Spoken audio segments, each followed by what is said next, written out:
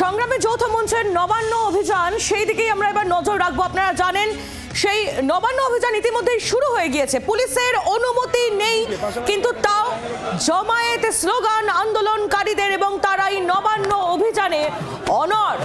পরশর রোডে লোহার ব্যারিকেড, লোহার বিম ঢালাই করে বসানো হয়েছে রাস্তায়, গজাল দিয়ে ব্যারিকেড মজবুত করে বসানো হয়েছে। প্রচুর পুলিশ, র্যাফ এবং জলকামান মজুত রাখা হয়েছে, কিন্তু সংগ্রামী যৌথ মঞ্চ তারাও এই নবান্ন অভিযানে একেবারে অনড় রয়েছে। ইতিমধ্যেই তাদের এই অভিযান শুরু হয়ে গিয়েছে। আর আরেকটা এটা আমাদের বলা হয়ে যাক, তারপর বলছি আপনারা। দ্বিতীয় হচ্ছে যে পিসফুল মুভমেন্ট করা, মিছিল করা, এটা ভারতবর্ষের নাগরিকদের মৌলিক অধিকার, যেটা সংবিধান দিয়েছে। এটা কোনো পুলিশের লোকের ক্ষমতা নেই, এবং এটা নিয়ে গত বছরের হাইকোর্টের ডিভিশন বেঞ্চের রায়ও আছে যে পিসফুল মুভমেন্টের জন্য কোনো পারমিশনের কোনো প্রয়োজন নেই।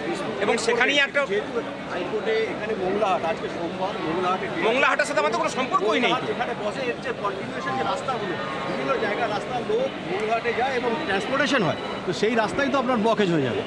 সেটা যদি ধরতে হয় তাহলে বাংলার আওয়াজ, বাঙালির আবেগ, জি 24 ঘন্টা।